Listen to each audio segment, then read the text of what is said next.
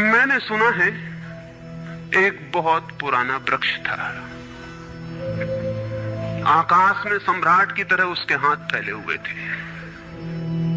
उस पर फूल आते थे तो दूर दूर से पक्षी सुगंध लेने आते। उस पे फल लगते थे तो तितलियां उड़ती। उसकी छाया, उसके फैले हाथ, हवाओं में उसका वो खड़ा रूप आकाश में बड़ा सुंदर था। एक छोटा बच्चा उसकी छाया में रोज खेलने आता था। उस बड़े वृक्ष को उस छोटे बच्चे से प्रेम हो गया। बड़ों को छोटों से प्रेम हो सकता है अगर बड़ों को पता ना हो कि हम बड़े हैं। वृक्ष को कोई पता नहीं था कि मैं बड़ा हूं। ये पता सिर्फ आदमी को होता है, इसलिए उसका प्रेम हो गया।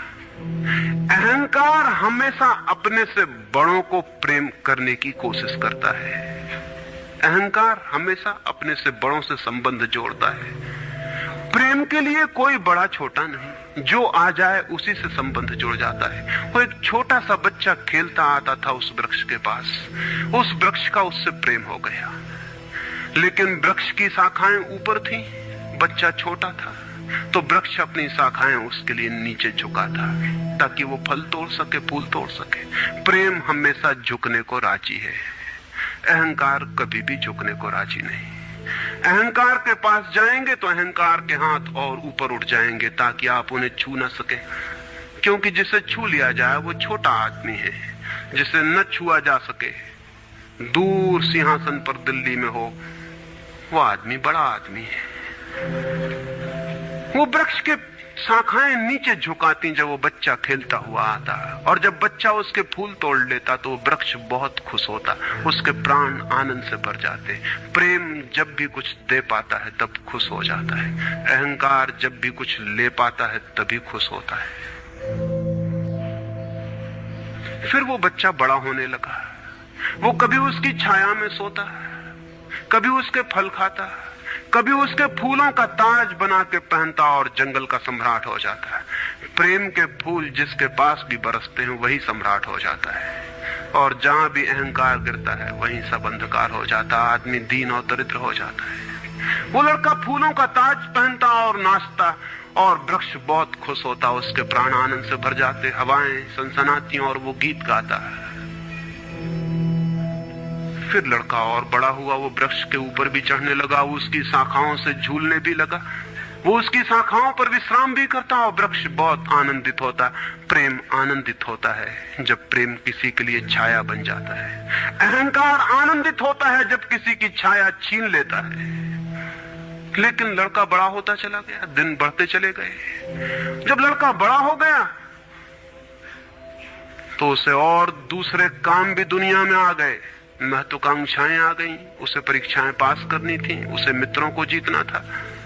वो फिर कभी कभी आता, कभी नहीं भी आता, लेकिन वृक्ष उसकी प्रतीक्षा करता कि वो आए, वो आए। उसके सारे प्राण पुकारते कि आओ आओ।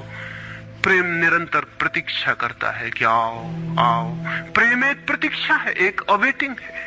लेकिन वो कभी आता, कभी नहीं आता, तो वृक्ष उदास हो जाता है। प्रेम की एक ही उदासी है, जब वो बांट नहीं पाता तो उदास हो जाता है, जब वो दे नहीं पाता तो उदास हो जाता है। और प्रेम की एक ही धन्यता है कि जब वो बांट देता है, लुटा देता है, तो आनंदित हो जाता है। फिर लड़का और बड़ा होता चला गया और वृक्ष के पास आने के दिन कम होते चले गए। जो आदमी जितना बड़ा होता चला जाता है, महत्वाकांक्षा के जगत में प्रेम के निकट आने की सुविधा उतनी ही कम होती चली जाती है। उस लड़के की एम्बिशन, महत्वाकांक्षा बढ़ रही थी।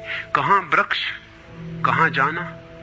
फिर एक दिन वहां से निकलता था तो वृक्ष ने उसे कहा, सुनो। हवाओं में उसकी आवाज गूंजी कि सुनो, तुम आते नहीं, मैं प्रतीक्षा करता हूं, मैं तुम्हारे लिए प्रतीक्षा, राह करता हूं, राह देखता हूं, बाट जोता हूं। उस लड़के ने कहा, क्या है तुम्हारे पास जो मैं आऊं? मुझे रुपए चाहिए। हमेशा अहंकार पूछता है कि क्या है तुम्हारे पास जो मैं आऊं। अहंकार मांगता है कि कुछ हो तो मैं आऊं, ना कुछ हो तो आने की कोई जरूरत नहीं। अहंकार एक प्रयोजन है, एक पर्पस है। प्रयोजन पूरा होता हो तो मैं आऊं। अगर कोई प्रयोजन ना हो तो आने की जरूरत क्या है? और प्रेम निष्प्रयोजन है। प्रेम का कोई प्रयोजन नहीं। प्रेम अपने में ही अपना प्रयोजन है। वो बिल्कुल पर्पसलेस है। वृक्ष तो चौंक गया। उसने कहा कि तुम तभी आओगे जब मैं कुछ तुम्हें दे सकूं। मैं तुम्हें सब दे सकता हूं, क्योंकि प्रेम कुछ भी रोकना नहीं चाहता। जो रोक ले वो प्रेम नहीं है। अहंकार रोकता है, प्रेम तो बेशर्त दे देता। लेकिन रुपए मेरे पास नहीं है। ये रुपए तो सिर्फ आदमी की इजाद है। वृक्षों ने ये बीमारी नहीं पाली है। उस वृक्ष ने कहा इसलिए तो हम इतने आनंदित होते हैं, इतने फूल खिलते हैं, इतने फल लगते हैं, इतनी बड़ी छाया होती है, हम इतना नाचते हैं आकाश में, हम इतने गीत गाते हैं, पक्षी हम पर आते हैं और संगीत का कलरव करते हैं, क्योंकि हमारे पास रुपए नहीं है। जिस दिन हमारे पास भी रुपए हो जाएंगे, हम भी आदमी जैसे दीनहीन मंदिरों में बैठ के सुनेंगे कि शांति कैसे पाई जाए, प्रेम कैसा पाया जाए। नहीं, हमारे पास रुपए नहीं है। तो उसने कहा फिर मैं क्या हूं तुम्हारे पास? जहां रुपए हैं मुझे वहां जाना पड़ेगा, मुझे रुपयों की जरूरत है। अहंकार रुपया मांगता है, क्योंकि रुपया शक्ति है, अहंकार शक्ति मांगता है। उस वृक्ष ने बहुत सोचा, फिर उसे ख्याल आया तो तुम एक काम करो, मेरे सारे फलों को तोड़ के ले जाओ और बेच दो तो शायद रुपए मिल जाएं। और उस लड़के को भी ख्याल आया। वो चढ़ा और उसने सारे फल तोड़ डाले, कच्चे भी गिरा डाले, शाखाएं भी टूटी, पत्ते भी टूटे। लेकिन वृक्ष बहुत खुश हुआ, बहुत आनंदित हुआ। टूट के भी प्रेम आनंदित होता है। अहंकार पाके भी आनंदित नहीं होता, पाके भी दुखी होता है। और वो लड़के ने तो धन्यवाद भी नहीं दिया पीछे लौटकर। लेकिन उस वृक्ष को पता भी नहीं चला, उसे तो धन्यवाद मिल गया इसी में कि उसने उसके प्रेम को स्वीकार किया और उसके फलों को ले गया और बाजार में बेचा। लेकिन फिर वो बहुत दिनों तक नहीं आया। उसके पास रुपए थे और रुपयों से रुपए पैदा करने की वो कोशिश में लग गया था, वो भूल गया। वर्ष बीत गए और वृक्ष उदास है और उसके प्राणों में रस बह रहा है कि वो आए उसका प्रेमी और उसके रस को ले जाए, जैसे किसी माँ के स्तन में दूध भरा हो और उसका बेटा खो गया हो और उसके सारे प्राण तड़प रहे हो कि उसका बेटा कहाँ है, जिसे वो खोजे, जो उसे हल्का कर दे, निर्भर कर दे। ऐसे वो वृक्ष के प्राण पीड़ित होने लगे कि वो आए आए आए। उसकी सारी आवाज यही गूंजने लगी कि आओ। बहुत दिनों बाद वो आया। वो लड़का तो प्रौढ़ हो गया था। वृक्ष ने उससे कहा कि आओ मेरे पास, मेरे आलिंगन में आओ। उसने कहा छोड़ो ये बकवास, ये बचपन की बातें हैं। अहंकार प्रेम को पागलपन समझता है, बचपन की बातें समझता है। उस वृक्ष ने कहा आओ मेरी डालियों से झूलो, नाचो। उसने कहा छोड़ो ये फिजूल की बातें, मुझे एक मकान बनाना है। मकान दे सकते हो तुम? वृक्ष ने कहा मकान? हम तो बिना मकान के ही रहते हैं। मकान में तो सिर्फ आदमी रहता है।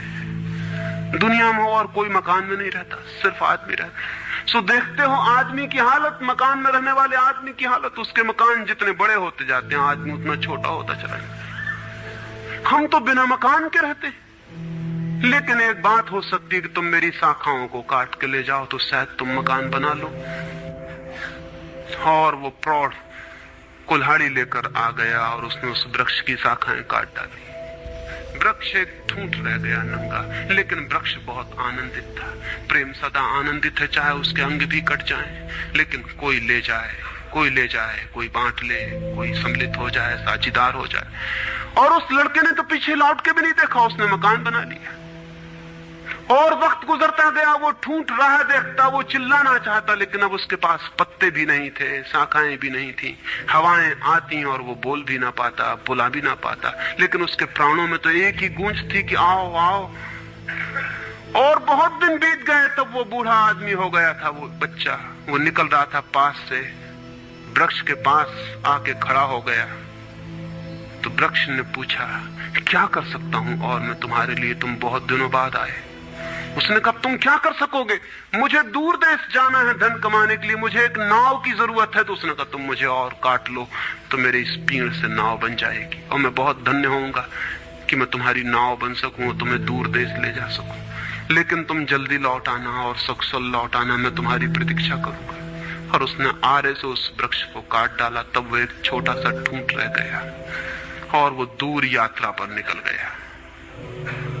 और वो ठूंठ भी प्रतीक्षा करता रहा कि वो आए आए, लेकिन अब उसके पास कुछ भी नहीं देने को, शायद वो नहीं आएगा, क्योंकि अहंकार वहीं आता है जहां कुछ पाने को है। अहंकार वहां नहीं जाता जहां कुछ पाने को नहीं। मैं उस ठूंठ के पास एक रात मेहमान हुआ था, तो वो ठूंठ मुझसे बोला कि वो मेरा मित्र अब तक नहीं आया, और मुझे बड़ी पीड़ा होती, कहीं नाव डूब ना गई हो, कहीं वो भटक ना गया हो, कहीं किसी दूसरे किनारे पर विदेश में कहीं भूल ना गया हो, कहीं वो डूब ना गया हो, कहीं वो समाप्त ना हो गया हो।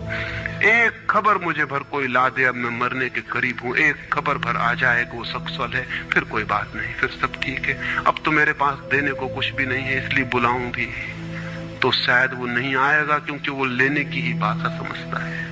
अहंकार लेने की भाषा समझता है, प्रेम देने की भाषा है। इससे ज्यादा और कुछ मैं नहीं कहूंगा। जीवन एक ऐसा वृक्ष बन जाए और उस वृक्ष की शाखाएं अनंत तक फैल जाएं, सब उसकी छाया में हो और सब तक उसकी बाहें फैल जाए, तो पता चल सकता है कि प्रेम क्या है।